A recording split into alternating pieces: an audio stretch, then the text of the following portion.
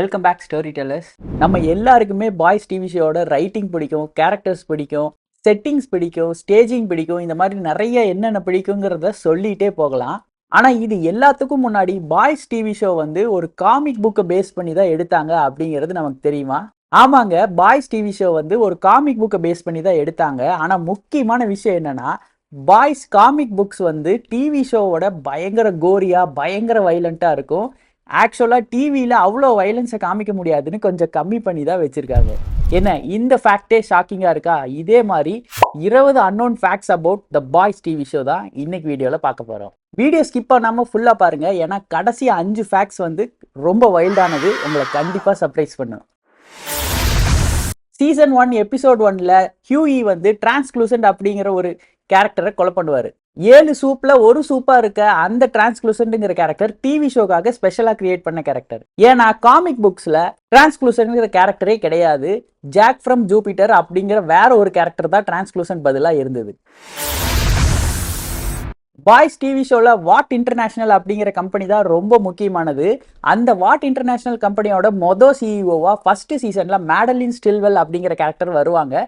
Unknown fact என்னன்னா, Madeleine ஸ்டில்வெல்ங்கிற அந்த character TV ஷோல தான் வந்து ஒரு ஃபீமேல் கேரக்டர். காமிக் புக்ஸ்ல அது வந்து ஒரு மேல் கேரக்டர் தான். நம்ம ஆண்டனி ஸ்டார் ஹோம்லேண்டரா பட்டையை கிளப்பியிருப்பார் சீரீஸ் ஃபுல்லா. அவரு அந்த ரோலுக்கு ப்ரிப்பேர் ஆகிறதுக்கு என்ன பண்ணாருன்னு தெரியுமா?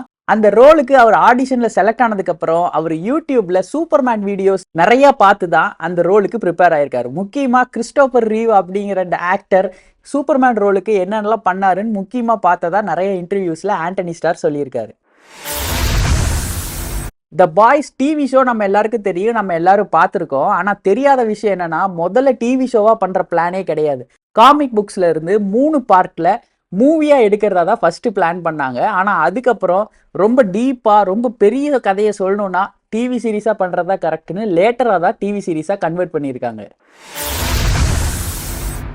பாய்ஸ் டிவி ஷோ ஃபேன்ஸ் எல்லாருக்குமே ஆயா கேஷ் யாருன்னு தெரியும். ஸ்டாம் ஃப்ராண்டா சீசன் 2ல சூப்பராகவே பண்ணியிருப்பாங்க. ஒரு ஃபீமேல் வில்லனா பயங்கர சைக்கோ மாதிரி சூப்பராக பண்ணியிருப்பாங்க.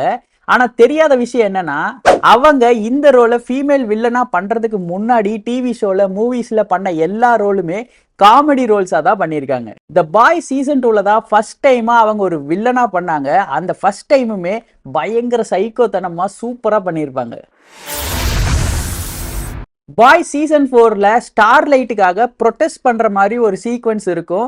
தெருவில் இறங்கி நிறைய பேர் ஸ்டார்லைட்டுக்காக போராடிட்டு இருப்பாங்க. போராட்டம் நடக்கிற மாதிரி எல்லாம் சீன்ஸ் காமிப்பாங்க.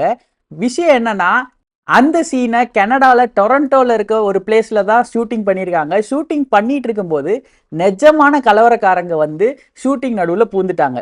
ஸோ நம்ம சீரீஸ்ல பார்க்கறது ஒரு பொய்யான கலவரம் தான், ஆனால் அதுல நிஜ கலவரக்காரங்களும் உள்ள இருக்காங்க.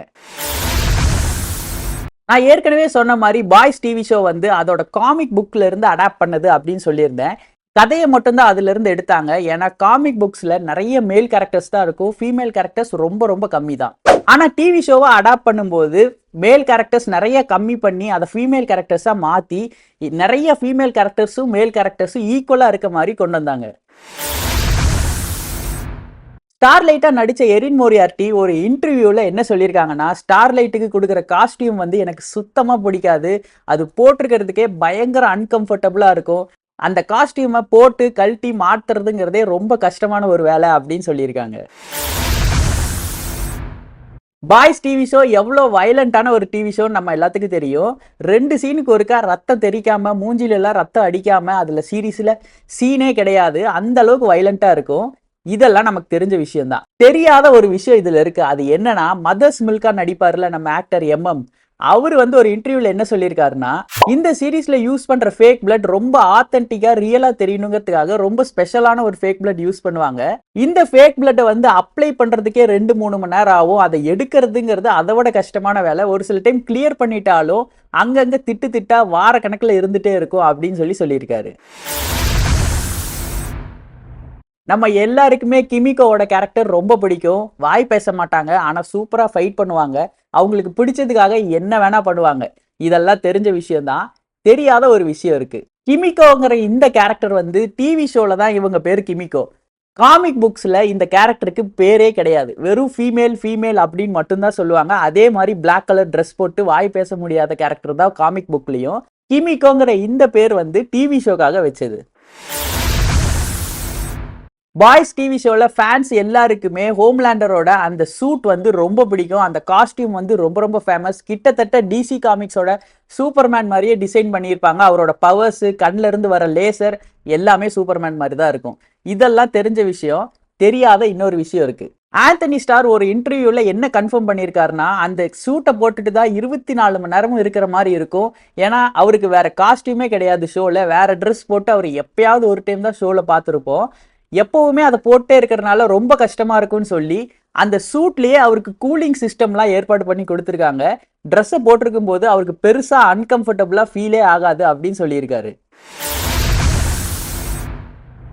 பாய்ஸ் டிவி ஷோல முக்கியமான விஷயமே பில்லி புச்சர் பெரிய ஆளா இல்ல ஹோம்லேண்டர் பெரிய ஆளா அப்படிங்கிறது தான். எல்லாருக்குமே ஒரு கருத்து இருக்கும். ஒரு சிலருக்கு பில்லி புச்சரை பிடிக்கும், ஒரு சிலருக்கு ஹோம்லேண்டரை பிடிக்கும். ஆனா அந்த காமிக்ஸை எழுதினவருக்கு யாரை பிடிக்கும் அப்படின்னு உங்களுக்கு தெரியுமா? கேர்த் என்னிஸ் அப்படிங்கிறவர் தான் த பாய்ஸ் காமிக் புக்ஸோட கதையை எழுதினவர். அவருக்கு தான் இந்த ஐடியா முத வந்திருக்கு. அவரு ஒரு இன்டர்வியூல என்ன சொல்லியிருக்காருன்னா, எனக்கு ஹோம்லேண்டரை விட பில்லி புச்சரை ரொம்ப பிடிக்கும் அப்படின்னு சொல்லியிருக்காரு. பாய்ஸ் டிவி ஷோலயே ரொம்ப வித்தியாசமான ஒரு கேரக்டர் பிளாக் நாயர் தான். பிளாக் நாயருக்குனே தனியா ஃபேன்ஸ் கூட இருக்காங்க. அந்த பிளாக் நாயர் கேரக்டர் வந்து அப்பப்போ உட்காந்துருக்க இடத்துலயே தூங்கிடுவாரு. அது எல்லாத்துக்குமே தெரிஞ்ச விஷயம்தான். தெரியாத ஒரு விஷயம் இருக்கு. அது என்னன்னா, அந்த கேரக்டரை பிளே பண்ண ஆக்டருக்கும் அதே ப்ராப்ளம் இருக்கு. ஆமாங்க, நார்கோலெப்சி அப்படிங்கிற இந்த ப்ராப்ளம் அந்த ஆக்டருக்கும் இருக்கு. அவரும் ஷூட்டிங் நடக்கும்போது சில டைம் ஓரமா உட்காந்துருக்கும் போது அப்படியே தூங்கிடுவாரு.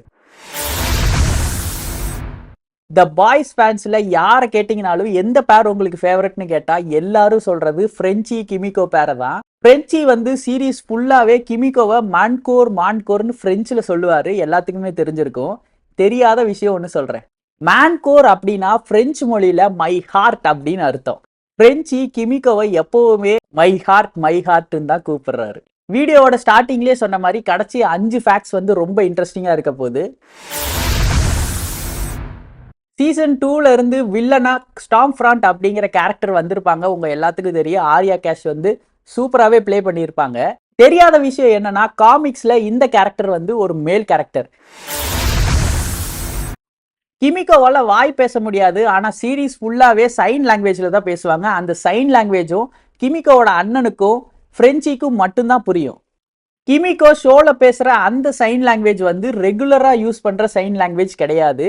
இந்த ஷோக்காகவே தனியா கிமிகோவே டெவலப் பண்ண ஒரு சைன் லாங்குவேஜ் தான் ஷோல யூஸ் பண்றாங்க. சீசன் 1ல மேடலின் ஸ்டில்வெல்லோட கேரக்டர் நம்ம எல்லாருக்குமே ரொம்ப நல்லா தெரிஞ்சிருக்கும். அந்த கேரக்டருக்கும் ஹோம்லேண்டரோட கேரக்டருக்கும் எவ்வளவு கனெக்ஷன் இருக்குன்னு நம்ம எல்லாத்துக்கும் நல்லா தெரியும். சொல்லி தெரிய வேண்டியது இல்ல. ஹோம்லேண்டரா பிளே பண்ண ஆண்டனி ஸ்டார் ஒரு இன்டர்வியூல இந்த விஷயத்தை கன்ஃபார்ம் பண்ணியிருக்காரு. அது என்னன்னா, மேடலின் ஸ்டில்வெல்லா பிளே பண்ண எலிசபெத் அப்படிங்கிற ஆக்டர்ஸ் வந்து ஆந்தனி ஸ்டாரோட சைல்ட்ஹுட் கிரஷ் அப்படின்னு சொல்லி கன்ஃபார்ம் பண்ணியிருக்காரு. ஹோம்லேண்டர், பில்லி புச்சர் 2 பேருக்கு நடுவில் நடக்கிற சண்டை தான் மெயினா பாய்ஸ் டிவி ஷோவோட யூஎஸ்பிஏ. தெரியாத விஷயம் என்னன்னா, கால் ஏர்பனும் ஆந்தனி ஸ்டாரும் 2 பேருமே நியூசிலாந்துல பிறந்தவங்க, அமெரிக்காக்காரங்க கிடையாது. 2006ல கசினோ ராயல் அப்படிங்கிற ஜேம்ஸ் பாண்ட் படம் வந்தது நம்ம எல்லாத்துக்கும் தெரியும். அந்த படத்துல புதுசா ஒரு ஆக்டர் தான் ஜேம்ஸ் பாண்டா இன்ட்ரடியூஸ் பண்ணாங்க. ஜேம்ஸ் பாண்ட் கேரக்டருக்காக நம்ம ஆந்தனி ஸ்டாரும் கால் ஏர்பனும் 2 பேருமே ஆடிஷன் பண்ணியிருக்காங்க. 2 பேரும் கிட்டத்தட்ட கன்ஃபார்ம் ஆகிற நிலைமையில தான் இருந்தாங்க. ஆனா கடைசி நேரத்துல அது சேஞ்ச் ஆகி வேற ஒருத்தர் கசினோ ராயல்ல ஜேம்ஸ் பாண்ட் ஆயிட்டாரு. கடைசி அன்னோன் ஃபேக்ட் என்னன்னு கேட்டீங்கன்னா, பாய்ஸ் டிவி ஷோங்கிறது அமெரிக்கன் பாலிடிக்ஸை ஃபுல்லா சேட்டையர் பண்ற மாதிரி தான் இருக்கும். அமெரிக்கன் பாலிட்டிஷியன்ஸை பத்தியும் அவங்களோட முடிவுகளை பத்தியும் கொஞ்சம் விளையாட்டா விமர்சனம் பண்ற மாதிரி தான் அந்த ஷோவே அமைஞ்சிருக்கும். இதுல வேடிக்கையான விஷயம் என்னன்னா, அமெரிக்கன் எக்ஸ் பிரசிடென்ட், முன்னாள் அமெரிக்க பிரசிடென்ட் பராக் ஒபாமா வந்து ஒரு இன்டர்வியூல த பாய்ஸ் டிவி ஷோ எனக்கு ரொம்ப பிடிக்கும், ரொம்ப ஃபன்னியா இருக்கும், நான் ரொம்ப என்ஜாய் பண்ணி பார்ப்பேன் அப்படின்னு சொல்லியிருக்காரு. சரி, ஓகே ஸ்டோரி டெல்லர்ஸ், இன்னைக்கு வீடியோல த பாய்ஸ் டிவி ஷோ பத்தி 20 அன்னோன் ஃபேக்ட்ஸ் இன்னைக்கு வீடியோல ஷேர் பண்ணியிருந்தேன். எல்லாமே ரொம்ப வித்தியாசமா நீங்க கேள்விப்படாததா இருக்கும்னு நான் நம்புறேன். உங்களுக்கு நம்ம வீடியோ பிடிச்சிருந்தா லைக் பண்ணுங்க, ஷேர் பண்ணுங்க, கமெண்ட் பண்ணுங்க, சப்ஸ்கிரைப் பண்ணிக்கோங்க. உங்க ஃப்ரெண்ட்ஸுக்கும் நம்ம சேனல் பத்தி சொல்லுங்க. இன்னொரு வீடியோல இன்னொரு சூப்பர் டாபிக்ல இன்னொரு நல்ல கண்டென்ட்ல நான் வந்து உங்களை பார்க்கறேன். Until then, take care and bye bye.